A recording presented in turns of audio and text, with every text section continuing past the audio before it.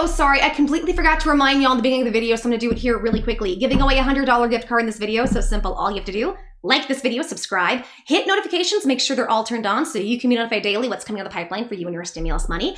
Comment, share the content, boom, you're entered. That's all you have to do. And do it for all the videos that you see. And guys, new rule, the more times you comment, the more chances you have to win. So comment up. I want to hear everything. Okay, also guys, I'm on Facebook. Katie's Insight, like the page. Katie's Corner, join the group. Ask all the stimulus questions you want. Okay, shut up me. Let's begin. No, start talking about other things. Okay, I'm done or I'm going. Continue on with the show. Hi guys, and welcome to Katie's Insight, where I give my insight on all kinds of things. And right now we're gonna just continue to head on the stimulus train because we're starving, we're sick, we need money, we need to live in a home. So I know I'm laughing, but I'm like, what else do I do when these sociopaths are so insane? What else can you do? I'm just gonna try to giggle through it because that's what I do when I get super, super mad or uncomfortable. It's weird. I can be, does this make sense to y'all when I say I'm somebody that's loudly shy? I'll get really, really shy, but a lot of times in being shy, I actually just kind of go into like entertainer mode and try to make people laugh or whatever. I don't know. I'm not saying it makes sense. I'm not saying I make sense. I'm just saying it's what I do. Oh my God, I'm being so rude.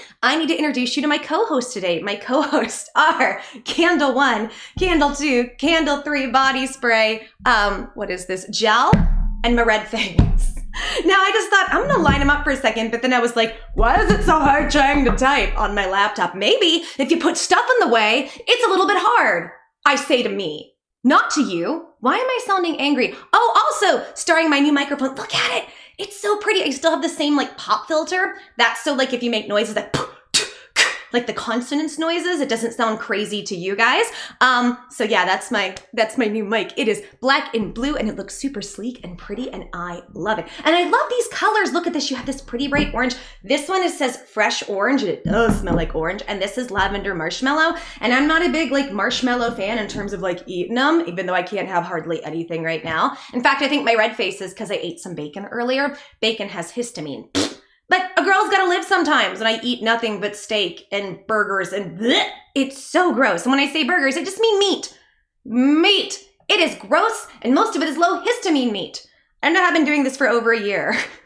I need to get tested soon to make sure all my levels are evened out with everything, nutrients and stuff. And then this one, I forget, oh, this is strawberry pound cake. And this, I swear to God, y'all, I am Candles by Jan from The Office. Go back here and smell stuff. And you guys might think, oh, poor Katie, this is all she can afford to own. I actually have a ton of stuff. No, it's insane. So quick story, I'll give you a quick side note why I have a ton of these things. So I did have a few body sprays I really, really loved. Apparently though, body sprays and perfumes, they go bad. I didn't know that. I had stuff from literally like 2000, like actually 2002, 2003, 2004. Some was from 2010. And I was like, why is this blue spray now brown? And why is it stinging me? So while I was sick, I couldn't wear body sprays. I couldn't do this stuff. It made me super sick with asthma because all the histamine stuff is what I've learned. Same thing, I couldn't do scented shower gels. There's all kinds of stuff that I couldn't do. And so as I got better and I could tolerate more stuff like this, oh, this stuff's so good. I then realized everything I had was bad because for 5 years I'd been sick and I bought this stuff years ago. So then I went on a rampage trying to find good, cheap stuff. And y'all, I'm a bargain hunter. I'm like, I'll find a couple of these for like $2 and I go nuts. Like I'm kind of like a Mama June on couponing. Probably nothing else but just couponing when I want something. So these are my little things. I spent 4 minutes talking about this. No wonder the comments are a bunch of dudes going, shut up. Nobody cares about your life. Just get to the stimulus. Y'all, to my lovely people who feel that way, that is what Clear Value Tax and Stephen Gardner are for. Which, by the way, shout out to Stephen Gardner. He does not mean my help, but I was talking about people that I like, and y'all brought up Stephen. I'm like, yeah, I like Stephen.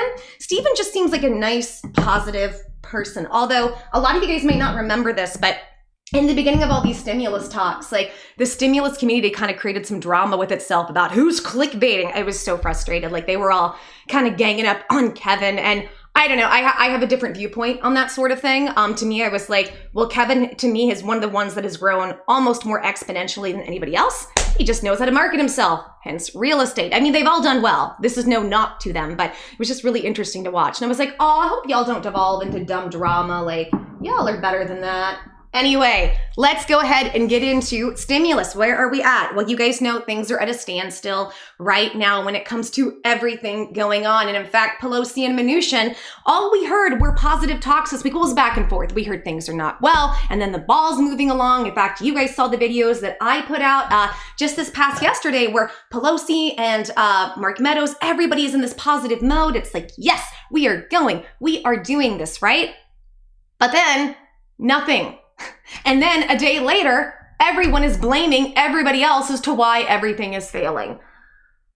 Welcome to politics and welcome to us starving and being homeless.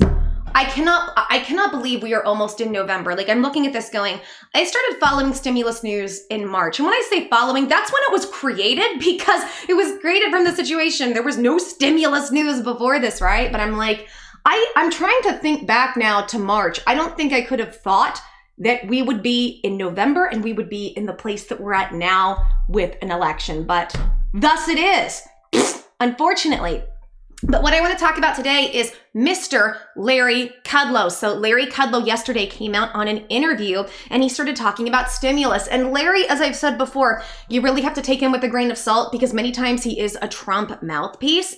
By the way, I'm not saying good, bad, or indifferent. I'm just assessing what we've seen from him because he has actually come out. There's been a couple times where he's actually admitted to something that was inaccurate or he misspoke. So you have to take things with a grain of salt. But when you hear Larry speak, I feel like you're hearing from inside the White House, inside of all those people and how they're interacting. You're really hearing what's going on there, or at least what they want you to hear. So I do think he's an interesting study in terms of trying to break down what he's saying and what's going on. But he had an interview with Bloomberg TV. If you guys see me looking around on my computer, I'm like, where did it go? Okay, I found it. Sorry, that probably hurt your ears, me going, ah. But I found it. So I have this pulled up, and this is actually from the Washington Times because they went a little more into detail about this. Probably should have gone to Bloomberg, but Bloomberg, a lot of times their articles are really, really short. I mean, like, they can just be a few sentences, right? And I wanted to really go over this in detail because, again, when this happens, we get an insight into the White House. And the White House right now, these are the people trying to make the deal with the Democrats, even though we're having reports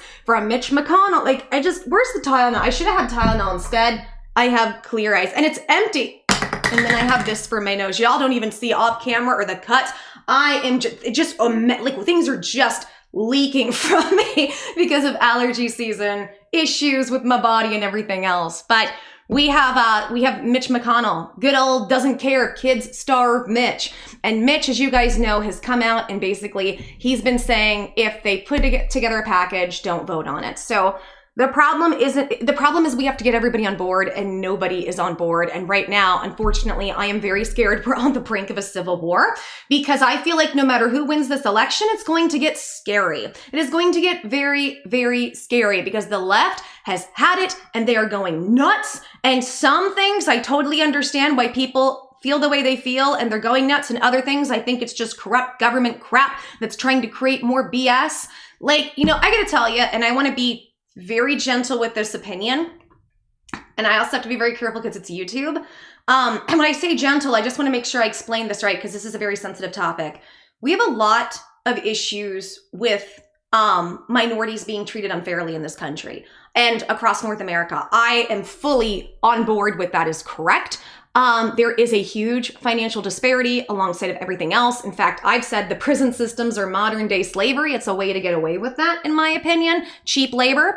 And I have very, very big issues with how things are run in regard to that. And on top of that, just the big disparity that has been created between those communities. And then just the fact that there's been this brainwashing in society that it's, those people, it's that they're bad people. It's like, no, this is what happens when you have economically stressed people.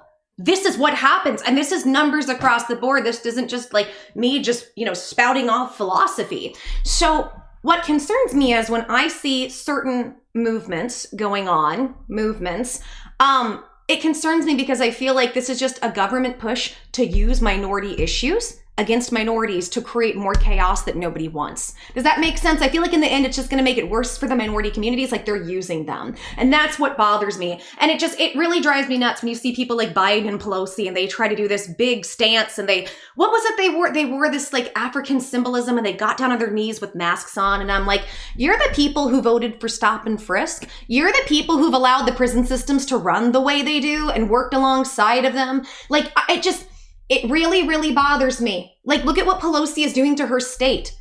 She is basically forcing people into a position where most people have to be on welfare. And then we blame them for it. But yet the government makes it so hard for anybody to get ahead. Like, it's hard enough for me as a white girl, right?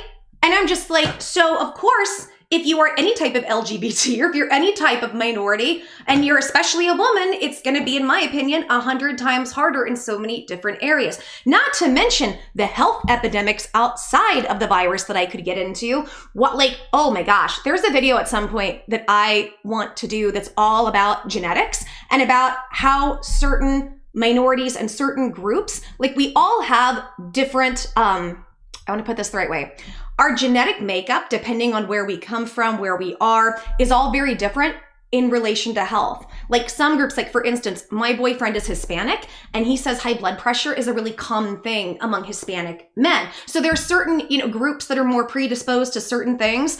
And I have some real interesting comments about what's happening in our society and why certain groups, I feel like on a medical level, are more targeted. YouTube's gonna demonetize me. I need to shut up and talk about stimulus, y'all. It's funny, somebody was like, why don't you talk about the Biden emails? I'm like, there are so many things I would love to talk about, but I've got to toe this line with making sure YouTube isn't too mad with me. So I know my place on YouTube. Anyways, let's get into this. Larry Kudlow, my curmudgeon, says Larry Kudlow on virus stimulus talks. The ball's not moving much right now. And literally 2 days ago, we've made a lot of progress. The ball's way down the field and we're at the finish line. We just had Pelosi saying, we're there. You saw my videos yesterday. We're there with stimulus. And now we have our curmudgeon just throwing water on everything. It's like, well, what, WTF? What happened? Let's take a look. I don't even want to. Do we have to? I don't want to read it. Let's not watch the video. I don't want to, y'all you don't watch the video and it won't work. Let's do that. Okay. Hey, most of you can't anyways because you can't get a job because of this situation. So I guess it doesn't matter. I slam a lot. By the way, sorry to some of the people in the comments. They've noticed that my boyfriend was like, you slam a lot. And I'm like, I get irritated and amped up. Okay, let's go ahead and look. So from Washington Times, I've been trying to say this for 5 minutes and it's my fault. Y'all should have kept me in check. White House Chief Economic Advisor Larry Kudlow warned that virus stimulus talks are starting to stall Friday, with no apparent sign that a deal will be reached this week. Like, really? Really? I don't think the Republicans or the Democrats want a deal. The Democrats do not want a deal because they don't want to make Trump look good. The Republicans don't want to help anybody, and many of them are jumping ship from the Trump train. I'm sorry, with all of this stuff about Jeffrey, please infer, maybe a last name could be like Epstein. Maybe with all the stuff coming out about that person, maybe both sides of the government are starting to shake in their boots a little bit, so to speak. Maybe they know there's some reckoning right around the corner. And I'm sorry, I feel like people get bought into it's one side or the other. It's all of them. It's all of them, guys. When all of these people make somebody like Trump look good, we're screwed. That's what I have to put it. During an interview on Bloomberg TV, Mr. Kudlow said the ball's not moving much right now, despite a spike in optimism from lawmakers earlier this week, like I talked about. It's very difficult, he said. The clock is ticking, as you know. Mr. Kudlow's skepticism comes just after a few days after the White House eyed a 48-hour window. And this is like, I think now we're on the third 48-hour window. We'll get into that. If I haven't already put up the video, go check it out. I guess there's a new timeline. I'm so done with this.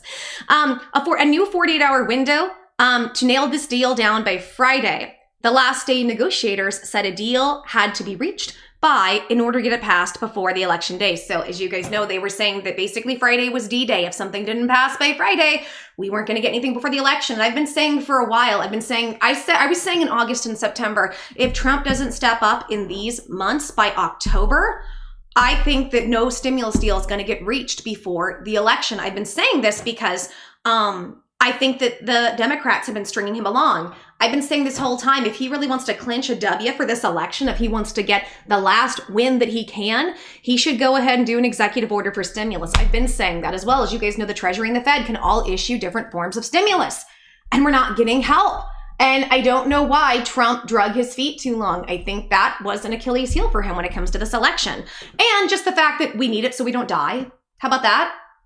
Mr. Kudlow's skepticism comes just a few days after the White House eyed a 48-hour window to nail down a deal by Friday. The last day negotiators said a deal had to be reached by in order to get it passed before Election Day.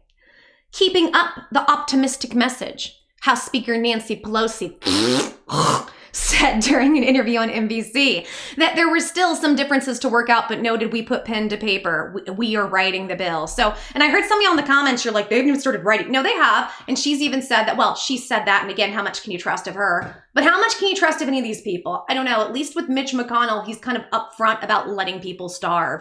I mean, it's still evil as sin, but he's up. You don't have to question where he stands. Pelosi got to second guess everything. Although, that was the same status update for negotiations over the past few days. There hasn't been any readouts on talks from Ms. Pelosi, California Democrat or Treasury Secretary Stephen T. Mnuchin said Wednesday. The speaker told reporters that she was waiting to hear back from her committee chairs. The outstanding issues raised by the White House officials and Ms. Pelosi are part of the same core problems that collapsed talks back in August. Those include funding for state and local governments, policies on how the money can be spent, liability protections, education funding, and boosted unemployment benefits, as you guys know, and checks. They left out checks here. Mr. Kudlow said the Senate Republicans would back a genuine bipartisan deal if some of their priorities were included. Senate Republicans haven't been shy about their skepticism for a deal, with many raising their concerns about the potential policy issues wrapped up in a massive price tag somewhere between $1.8 trillion and $2.2 trillion. Senator Richard Shelby, chair of the Senate Appropriations Committee, said he hasn't seen enough details about the potential package. I think we're not going anywhere. A lot of talk and no action. The Alabama Republican told reporters on Thursday, I think maybe the secretary, he's wanting a deal, but the speaker's looking down the road maybe till after the election. Republicans are united in blaming the delays on Ms. Pelosi and her demands. Well, it is. It is. Well, it's that and the Republicans being creepy, mean people, just like mean creepers. It's both. While she is citing the Senate's own hesitancy and President Trump's unpredictability as reasons that a deal could drag on. Okay, girl, let's go into this real quick before we actually hear my little curmudgeon talk. I don't know why I love Larry Kudlow. I don't know why. I just feel like he's somebody you could go and sit down at a bar with and have a drink. I can't have a drink at a bar. I would have to bring my own filtered from home water because this thing doesn't work as well as it should. But he could have a beer and we could have a great conversation. So, first of all, the Republicans are all like, it's a Democrat's fault. And it is, but it's also your fault. You guys can't at all get on the same page to get anything passed because half of you are so evil, you want everybody to starve. And you don't want to spend enough money for people. I get that you don't want Pelosi taking advantage of anybody, but Republicans, by the way, I'm talking about the people at the top, not you fine people watching. Most of you have some sort of reasoning sense. These people at the top don't. While Republicans in the Senate and Republicans in the House, you guys are letting people starve. And you act like it's all the Democrats' fault. No, I get you don't want her overspending, but what you're doing is killing people too. Both of you. I'm so irritated. You both are awful. You're all awful. You know it's bad when they all make Trump look good. And this is exactly why I think at the end of the day, Trump is going to clinch the election because both parties have made themselves look so bad. Everybody's like, I'm out. Trump's not perfect. He's got issues, but he's a wild card and he's not them. That's why Trump gets elected. I've been saying this as somebody who's in the middle who hates them both for a while. And I feel like this is always conveniently left out of the conversation when it comes to people on the fence or why aren't people voting and this sort of thing. I'm telling you why he ends up swaying the election. Now, by the way, I can't 100% confirm that's going to happen. I'm just saying that's what the trajectory looks like to me. So we have Republicans uniting, blaming the delay on Ms. Pelosi and her demands, which is true. And yet Pelosi is saying it's the Senate's own hesitancy. You mean the Senate not wanting to do anything? It's funny because she attacks Trump, but then she's real light on the Senate. Well, they're hesitant. No, they've done crap. They've put bills out there and then they just reject them. They won't get anything together. What about the Problem Solvers Caucus? They had a pretty decent bill. Oh, you mean everybody coming together to actually solve problems and issues for us? Why are these people still getting paid? Why are they getting paid? It's making me crazy. But let's continue. So now Pelosi is saying, well, the Senate's hesitant, but then she says, it's Trump's unpredictability. No, girl. Okay, this drives me nuts. Unpredictability is you lying nonstop in front of a camera. Yes, Trump exaggerates the point of lying. That's just businessman, big, bombastic, everything's great to kind of sell you something. But Pelosi, she does like bold-faced, gonna kill you dangerous lies. Like what she did with the blowout. And I've heard people say, you say not to make fun of Trump's orange skin, but now you're making fun of her hair. First of all, what I've said is I think it's very hypocritical for everybody to scream not to be prejudiced, but then, and more to this, for the left to scream we're kind, tolerant, loving, no bullies allowed, but then they all bully Trump.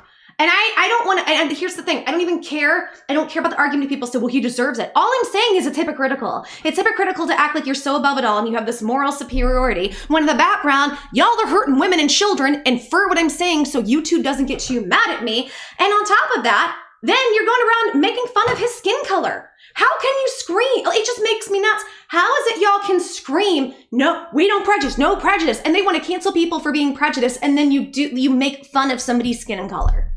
And I get it. That's not the only thing to being prejudiced. And that is just a part of the issues with minorities because it's about power in society. I understand that. I'm just saying it still drives me nuts. Don't bully, but bully him, right? Oh, we're so much better and superior. No, you're not.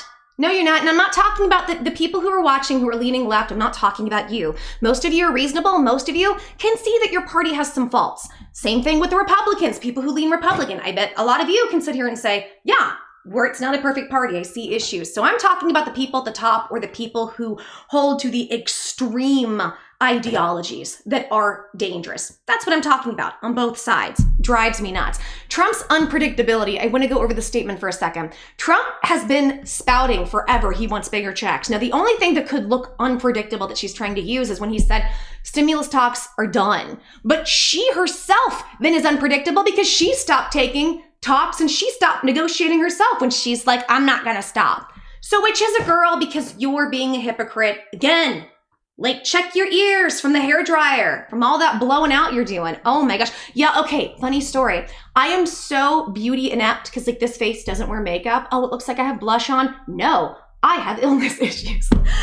But I am so beauty inept. I had to ask people, I'm like, what's a blowout? So I had to have people explain it to me. And I'm like, wait, you can go to the salon, you can get your hair done and they can do things so you don't have to like do anything with it for a few days. Why at 36 years old, going on 30, so wait, am I 37? How old am I? Hold on, I was born in 1984. I don't remember. I'm not joking. I don't remember how old I am. Sound off in the comments. Let me know how old I am. I was born in 1984. How old does that make me? Shoot. Anyway, what was I talking about? I just know I'm old. I'm always like, I'm almost 40. That's what I know in my head. But I'm so beauty inept, I had to be taught what a blowout is. Anyway, enough rambling about Pelosi, Trump's orange skin, and her hair. Let's go ahead and hear from my curmudgeon, and I have some notes I want to break down to see if we can infer and read anything into what Larry has to say. Take it away, my boo. Let's start with that stimulus conversation. The latest update, please, Larry. Where are we? Well, the ball's not moving much right now. I mean, the two sides are still talking, and the committee chairs in the Senate and House, the relevant committees, they're talking on a lot of these issues, appropriations, small business, banking, and so forth and so on. So there's that. That's a good thing. On the other hand, there's still policy issues that divide the two teams. President mentioned some of them last night. He doesn't want to bail out poorly run states and local governments and their pension funds and so forth. So that's an issue. There are other policy issues that remain unresolved. So it's very difficult. The clock is ticking, as you know. Be very difficult.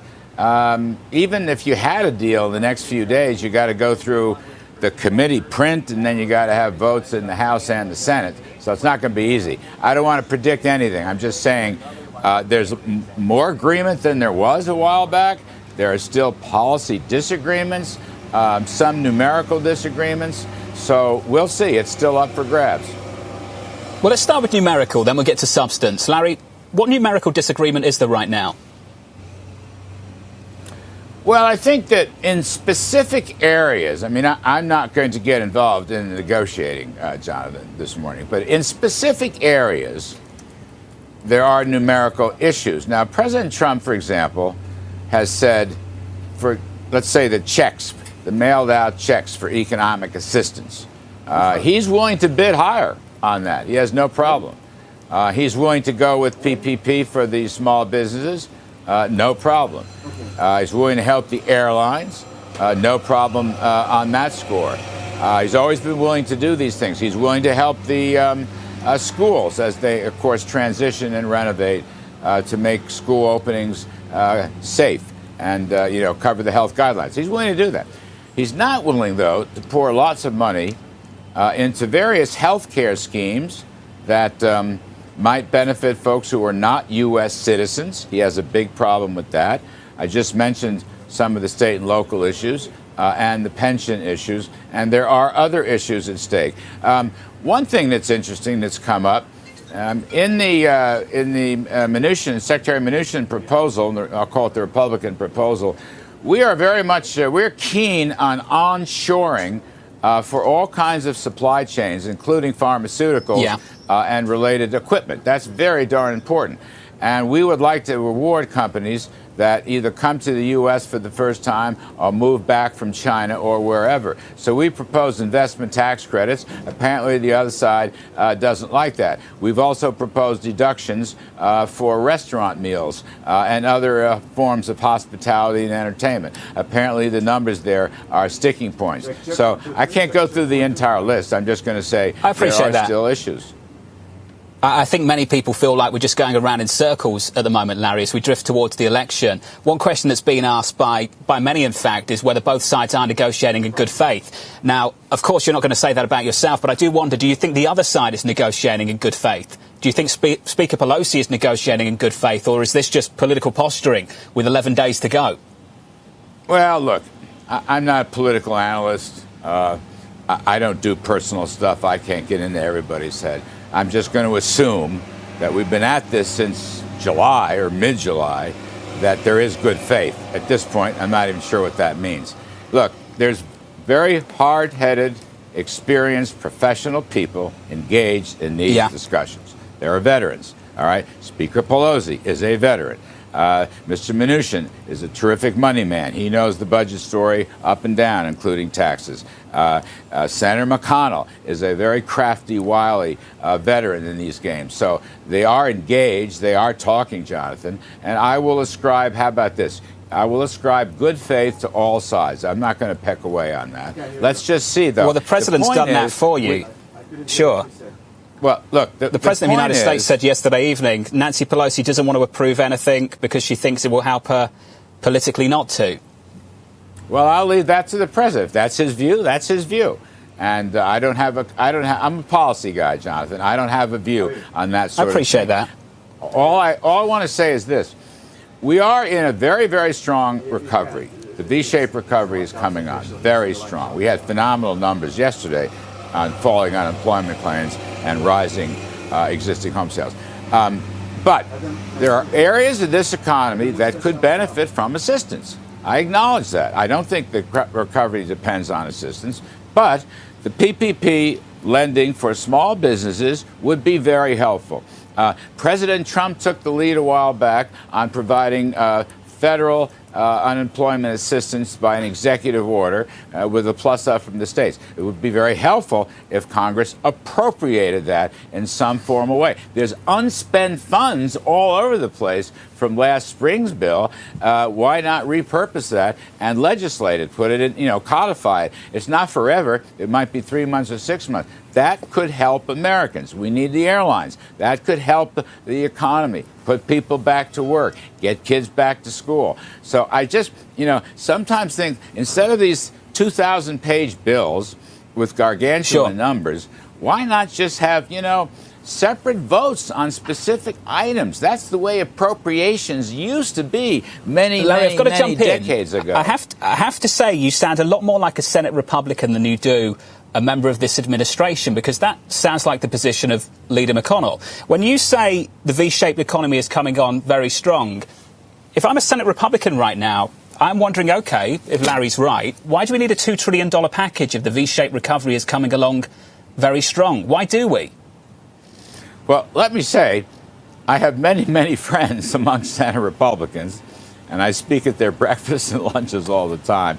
But I am the NEC director for President Trump, who has given me a great opportunity, and I'm doing my best to help him out on all these issues. So don't suggest that I'm on one side or another. By the way, well, Larry, you'll forgive me. It just looks like there's a bit of daylight between the president's position and yours at the moment.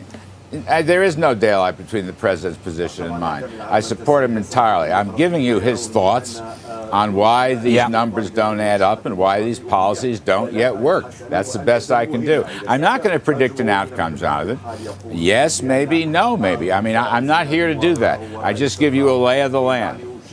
And I appreciate you doing that. Did Leader McConnell tell the White House not to accept a deal? I am not aware of that. I am not aware of that. Because reportedly he told colleagues that he had told the White House exactly that, not to accept a deal. The president seems to think, according to Chief of Staff Mark Meadows, that he can lean on Senate Republicans. And from where I'm sitting and where others are as well, there doesn't seem to be any evidence of that, Larry. Why the confidence that you can lean on Senate Republicans to pass a bill that big?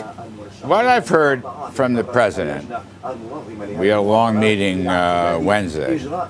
What I've heard from Chief Meadows and what I've heard from Secretary Mnuchin is that Leader McConnell and the GOP conference in the Senate would be willing to support a bill as long as it is a genuinely bipartisan bill and that their asks are included. For example, we haven't talked about liability insurance.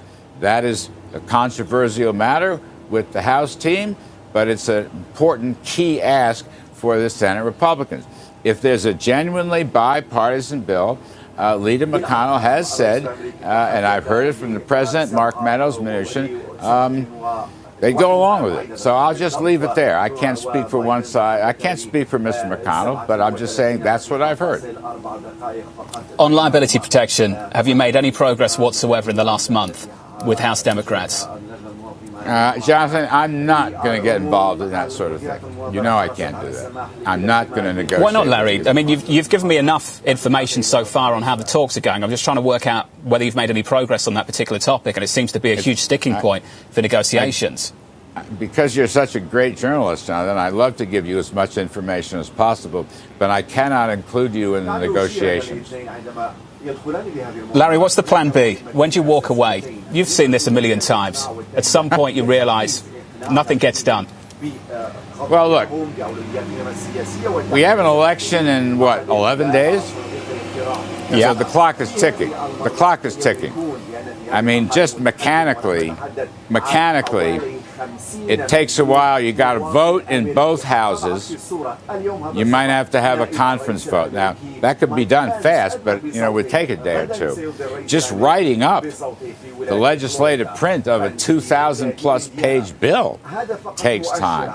And then you have the issue of the operational executions. All right? I don't know that could be done. Mailing checks, re-engaging the lending programs for small businesses. We would do the best we can. Secretary Mnuchin did a heck of a job last spring. But I don't know between now and the election. So those are still dangling in the air. Well, Larry, if you can't get it done now, and this is my final question, you've given us so much time this morning, and I appreciate that. Thank you. It doesn't look like you've made a lot of progress on state aid. It doesn't look like you've made a lot of progress on liability protections. You can't confirm or deny that right now. If you can't get this done in the next 11 days, why would you be able to get this done before January? Well, we're going to take this a day at a time. The election results will undoubtedly bear heavily on this. And remember, of course, the Congress is still in session. There's a so-called lame duck session that will come up. You've got a judicial vote coming, I believe, next week with respect to Ms. Barrett, highly qualified, terrific candidate for the Supreme Court. So it's tricky business. And the clock is ticking, so we will see. I don't want to make any predictions. What I do know is this, Jonathan. The economy is running faster and hotter than almost anybody thought possible. And as President Trump said last night, with great clarity, he is not going to allow tax hikes or regulatory hikes. He's for lowering taxes and regulation. He completely opposes a government takeover of health care. He completely opposes an end to oil and natural gas, which would be devastating for the economy. You got economists, distinguished economists at the Hoover Institute at Stanford, who say those policies would lose 10% of GDP, 5 million jobs. Middle-class families would lose $6,500, their whole increase under Trump, which was a record increase. That's what the president opposes. He doesn't see a dark winter. He sees an optimistic recovery and prosperity. The other team looks to me like very pessimism and a stagnation decline scenario. Those came out in the debate last night, and I think that's going to bear heavily on November's results. Okay, so the interviewer asked about stimulus updates, and this is what Larry says. Larry says, the ball's not moving much right now. The two sides are still talking. The committee chairs in the Senate and the House are talking a lot about the issues with appropriations, small business, banking. That's a good thing. On the other hand, there are still policy issues that still divide two teams. The president mentioned them last night. He doesn't want to bail out poorly run states or pension funds. There are other policy issues that remain unresolved. Very difficult. The clock is ticking. And it's very difficult. Even if you had a deal in the next few days, you have to go through committee print and votes in the House and the Senate. I don't want to predict anything. But he's like, I don't think it's going to be in days. I'm just saying there's more agreement than there was a while back. The policy disagreements, the numerical disagreements are up for grabs. Now, the interviewer says, where is the disagreement right now? He says in specific areas, there are numerical issues. Trump, for example, let's say they mailed out checks. He's willing to bid higher. He has no problem. He's willing to go with the PPP for small business. Airlines, always been willing to do these things. Schools and renovating schools and making schools safe to be open. And cover health guidelines. Now, he's not willing to pour lots of money into various healthcare schemes that might benefit those that aren't U.S. citizens. Very big problem with that. State and local issues, pension issues, and others. In Mnuchin's proposal, and that's the White House proposal is what he calls that, the Republican proposal, we are very much keen on anchoring for all kinds of supply chains, including pharmaceuticals and equipment. We want to reward companies that come to the U.S. for the first time or who move back from China or wherever. Investment tax credits. The other side doesn't like that. We've also proposed deductions for restaurant meals and entertainment, but the numbers aren't sticking points right now. There are many issues. I want to go over some of this because I think this is interesting. First of all, it's been a huge issue that businesses fled this country over the last probably 20 years, I think. Yeah, I've even heard this even from like when I was 10 years old. So I wouldn't say the last 20, 25 years, businesses have really fled. You don't really see a lot of American made anymore. And it's because regulations and taxes got so high, they went and outsourced to other countries. And it's horrible because you hear about these horrible factory and manufacturing conditions in third world countries and they can get away with stuff. And by the way, I'm not saying that I'm not for regulations. If we didn't have regulations, we wouldn't have safe workplaces. Like there are a lot of things, like we would have completely poisonous air and water, right? So I'm all for regulations in the right way, but I feel like what we are seeing is a systematic killing off of business in America, which has made America prosper and thrive. It's also caused other issues. I'm always of the mindset, I feel like, so a lot of people think it's either the democracy capitalism we live in, or it's socialism or communism. And there's no in between. And I've lived in a country with an in between, and that would be France. They consider themselves democratic socialists. So a lot of the countries in Europe after the last World War II, they decided because of how much awful things happened and how many people got hurt that they need to restructure their societies to be more friendly to helping the people in them, which is when they started creating things like universal health care. So I'm speaking as somebody who's lived in a country with universal health care and somebody with chronic health conditions. You don't go bankrupt in those countries. It's incredible. It's incredible what can happen in the United States versus what actually happens in those countries. It is very scary because we have less and less regulations, in my opinion, by the FDA on the chemicals and the hormones and all the crazy stuff in our food and water, and that they're allowed to put in pharmaceuticals in our bodies that are poorly tested, that we don't even know the long-term outcomes. Now we have all these autoimmune illnesses, chronic illness, chronic pain, and nobody knows where it's coming from. People have these crazy inflammation in their bodies, and you're just force-fed more of these pills. We don't know if we're healthy. It's a very, very scary situation. And my whole point, sorry, and to go into this, is to say that, the business has really fled. And it seems like the more and more I look at it, it feels like both sides of government, more the Democrats than the Republicans, but it's both. They are killing off business. I mean, let's look at something as simple as the PPP. The PPP has been a lifeline. And most of those businesses that got PPP loans are gone because that was a thing that happened in March and April and May. And most of the businesses ran out of money by May or June. So we have June, July, August, September, October. Those businesses are done. They're done. So the situation I feel like that's being created is specifically to kill off any possibility of being able to be an entrepreneur and create your own business, which America was founded on. Drives me nuts. So I am extremely happy, and I think it's fantastic that Trump has policies now. I haven't dove into them. I'm sure there are issues with them, but he's got policies where he is trying to incentivize businesses to come back to America. That allows business to grow. It allows us to get jobs. It would do so much good for us. And on top of that, we wouldn't be taking advantage of people in the third world. But at the same time, if we remove our jobs there, are they going to be worse off than before? It's trying to fix all these issues is a real struggle. And I'm not saying I know how to fix all of them, but I feel like we can at least start with trying to make our country the best that it can be and then expand from there, right? It's kind of like the concept of you can't give to other people. If you yourself don't have anything to give, then you're just giving chunks of yourself and hurting yourself, right? So let's continue with this. So then they talk about, on the other side, they also have proposed deductions for restaurants, meals, entertainment, in the hospitality industry. I think that's fantastic because those areas are struggling. I heard, what was it? The CEO of, I forget, it was a chain restaurant. It might have been Red Robin, but one of the CEOs came out and they basically said, all of us huge chains, we're a few weeks away from completely closing up shop. And if the chain restaurants go, it is nothing like the airlines. This will be catastrophe.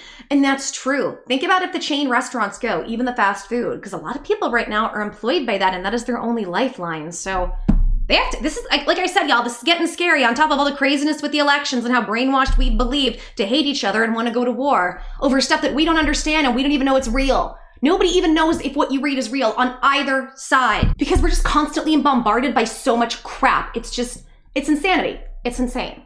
Anyways, I'm going to continue. So that's what they say there. And then they go on to, the interviewer says, many people feel like we are going in circles while we go into the election. Are both sides negotiating in good faith? Do you think the other side is negotiating in good faith? Is Pelosi doing that? Or is this posturing? Because we've got 11 days to go before the election.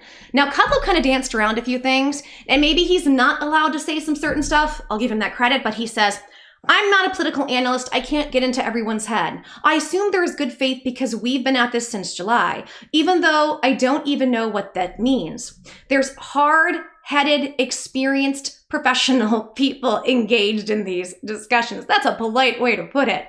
Good job, Larry. These are veterans. Pelosi is a veteran. Mnuchin is a terrific money man. Funny enough, he'll compliment everybody but Pelosi. He says Pelosi is a veteran. Mnuchin is a terrific money man. He knows the budget story, including tax. McConnell's a very wily, crafty veteran in these games. You mean evil. Take out those words and put evil. They are engaged in talking. I will ascribe good faith in all sides. I won't peck away on that. So then he says, and they kind of start interrupting each other. And it says, the president has done that for sure. He said the other evening, Nancy Pelosi said she won't approve anything because that won't help her politically. And that's what Trump is saying. Trump is saying she won't do anything that would help her look good, which I've been saying for a while. I think a lot of people, if they're looking at this and they take off the lens of, the partisanness, that's what you will see in this. And then Larry says, that's his view. I don't have a view. I'm a pocky guy. I don't have a view. We are in a very strong recovery. The V-shaped recovery is coming in very strong. We had phenomenal numbers yesterday in falling unemployment and rising home sales. Gotta give him credit. But areas of this economy can benefit from the assistance. I don't think the recovery depends on the assistance, but the PPP would be very helpful. Trump took the lead to do executive orders for unemployment. This is where I don't agree with them. I do think we need the recovery. I just don't think we're completely seeing the fallout of it, especially from the businesses yet. I think that is still in the process. So I think that's him trying to be optimistic. We do need it, and he knows that. Congress should appropriate that money in some form for unemployment. There's unspent funds all over the place from last spring's bill. Why not repurpose that and legislate it, codify it? Not forever, for 3 to 6 months. He's talking about a lot of the money like that the Fed has, the Treasury has, that's laying around from the CARES Act that we could actually spend on helping unemployment and getting us checks. That's what he's referring to. That can help Americans, airlines, and the economy, get people back to work, get kids back in school. Instead of this 2,000-page bill with gargantuan numbers, why not have separate votes with specific items? This is how it used to be on these things many decades ago. Now, I don't know anything about the history of the politics and what that is, but he's basically saying we used to just vote on things when we needed it, not these insane bills. At this point, I'm just like, I don't care what it is, just get it done. I think we all feel that way. So then, it says, I have to say you sound a lot more like a Senate Republican than a member of the administration. This sounds like McConnell's position. You say that the V-shaped recovery is coming on strong. If I'm a Senate Republican now, I think, okay, well, if Larry's right, why do we even need a package then? And Larry says, let me say I have many, many friends among the Senate Republicans, and I speak at their breakfast and lunches all the time. I am the NEC director for Trump, who's given me a great opportunity to help with all kinds of these issues. Don't assume I am one side or another. There is no daylight between the president's position and mine. I'm giving you thoughts on why the numbers don't add up and why the policies aren't going forward. I can't predict an outcome. Yes, maybe, no, maybe. I give the lay of the land, that's it. And then he asks, did McConnell tell the White House he would not accept a deal, which we've heard about and I will discuss in a video coming up. He says, I'm not aware of that. Then he says, and so that's Kudlow. The reporter says, this is Kudlow. I'm not aware of that. Reportedly, he told colleagues not only to accept a deal, and told the White House that. He told the White House, I'm not going to accept a deal, and he told colleagues that. So this is what McConnell said. The president thinks, according to Meadows, he can lean on Senate Republicans, and from where I'm sitting, it doesn't seem like that. Why the confidence on Senate Republicans to pass this bill, the interviewer asks. So then, Kudlow says, what I've heard from the president, Meadows, Mnuchin, as that Leader McConnell in top conference in the Senate would be willing to support a bill as long as it is a genuine bipartisan bill and that their asks are included, for example, liability insurance. That is a controversial matter with the House team, but it's an important key ask for Senate Republicans. If there's a genuine bipartisan bill, then Leader McConnell has said, and I've heard it from Meadows, Trump, and Mnuchin, they've said they would go along with it. I can't speak for McConnell, but that's what I've heard. And then the interviewer asks, on liability protections, have you made any progress with that in the last month or so with the House Democrats? He says, this is where he kind of starts going into like denial era where he won't really talk about anything. I can't get involved in that. You know that. I can't negotiate on that. And then the interviewer says, I want to know if you've made any progress on the liability topic and its big sticking points in negotiations. As you guys know, liability protections is a business not being able to get sued because people walk in or people are working there and they get the you-know-what, the virus. And so then he says, because you are such a great journalist, I would love to give you as much info as possible, but I can't include you in negotiations. So then the interviewer says, what's plan B? When do you walk away because nothing gets done? And then Kudlow says, we have an election in 11 days. Clock ticking. Mechanically, it takes a while. You got to vote in both houses. Conference vote. That can be done fast, but it takes a day or two. Just writing up the legislative print on a 2,000-page bill takes time. Then the issue of the operational execution. I don't know if that can be done. Mailing checks, re-engaging, lending programs for small businesses, we would do the best we can. Mnuchin did the best he can last spring, but I don't know about until the election. And I think he's right. I hate to say it, but I don't know if we're going to get anything. I don't think the Democrats are going to allow it, and the Republicans obviously just don't want anything, period. I also think maybe the Republicans are trying to wait to see what happens with the election so they know kind of what ways to lean because so many Republicans are now walking away from Trump. So then the interviewer says, if you can't get it done now, it doesn't look like you've made a lot of progress in state aid, liability protections, which you can't confirm or deny now. If you can't get it done in 11 days, how do you get it done by January? Good question. I think a lot of us are wondering, is stimulus going to come in December, January, February, March? Are we going to see it in March a year later? And unfortunately, we're looking at it because we don't know where this is going. What are these people doing? So he says we can take it a day at a time. Election results bear heavily on this. Congress is still in session and the lame duck session. Judicial vote next week. Highly qualified candidate for Supreme Court. Tricky business and clock is ticking. I don't want to make predictions. The economy is running faster and hotter than anyone thought possible. Trump said with clarity he won't allow tax or regulatory hikes. He's against that. He's opposed a government takeover on healthcare and no end to the natural oil and gas, which that would be horrible for the economy. I think there are better solutions, but I also think that's the kind of thing that you have to do it in a very careful way and phase out in a careful way because of jobs. I would agree, but I do think there's a better way to do that. Economists say these policies would lose 10% of the GDP, 5 million jobs. Middle class would lose 65 million. The president opposes it. He doesn't seek the dark winter, but optimistic recovery and prosperity. The other team is pessimistic and has a decline scenario. That came out in the debate. That all weigh heavily on the November elections. Another interesting thing. Look up the dark winter. Because you keep hearing the Democrats this last week, the dark winter, the dark winter. They all keep talking about this. Look this up because that rabbit hole gets very interesting. That's all I'm going to say for the moment on it because I need YouTube to not be upset with me. But look it up. Very, very interesting what that says. So where are we at? So like I said, this week we've had 2 different deadlines that have come and gone. They're putting another deadline on things before the election. You guys know I like to be bubbly. I like to be positive, but I'm going to be real with you. I don't know that we're going to get anything passed. I feel like we are just getting a song and dance and a show from Pelosi because she got so much heat for her drunk interview. Sound off in the comments. Do you want me to do anything with her drunk interview? Let me know because I have everything ready. I just have to film it. Like I got all what I call the bones. The bones is like getting the research, getting the notes together and then getting the clips ready. I got all the bones of this together, but I was like, well, I feel like I missed my time to do it, but I think I might put it together because it's a freaking laugh fest. And I really think that at this point, we're almost so close. I'm kind of like, are we just in a position right now where she's just saying that to kind of calm us down, And unfortunately, I don't know. I'm not saying that's the case. I'm not saying that's not the case. I don't yet know, but interesting stuff. And by interesting, I mean just insanely frustrating. And I think this is another situation where we're just going to have to continue, unfortunately, to wait and see. How tired are we all of the concept of wait and see, wait and see. I know I'm tired of it. I know you guys are tired of it. We deserve better than this, in my opinion.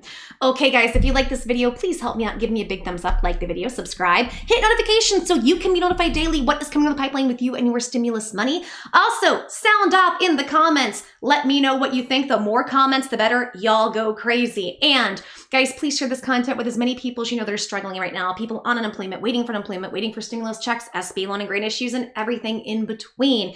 Please share this content so that I have tons of tools and resources that could help a lot of people, and I just want to help people through this difficult time.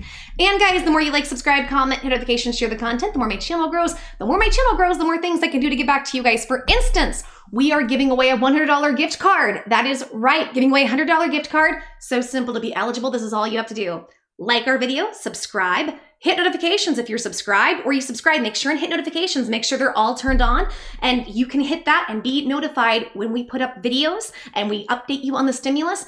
Also leave comments and share the content, and do this for as many videos as you can. The more videos you do this for, and another one we're doing, the more comments you leave, the better chance you have at getting a gift card. So make sure, comment it up. Make sure and comment, because the more comments you leave, the bigger chance you are going to have to be able to get a gift card. So yay, good luck. Winners will be announced Monday. I'm going to be announcing 2 winners Monday, and I apologize. I am Poe. We were doing much better on the former channel before I left, so we could afford to do, we did a gift card every single day. Actually, every video, so several times a day. So if you can just help me, guys, and continue to do the engagement, like the comments, like the video, share, comments, everything helps, then I can get back to giving back more to you guys, which is what I would love to do. So thank you so much for that. And guys, find me on Facebook, Katie's Insight, like the page, Katie's Corners the group, join the group, go in there, ask all the stimulus questions you want, and we will all do our best to help you. Okay, guys, this has been way too long. I'm gonna end this video here now. This has been Katie, and thank you so much for listening to my insight on things, and until until next time, take care. Blessings. I am so grateful to every single one of you. If you leave a comment, by the way, there's a good chance that I will answer, or my assistant Alice will answer. So make sure and leave a comment because you might hear from one of us. Okay, guys, take care. Blessings. Thank you so much. Until next time, we'll see you soon. Okay, bye, guys.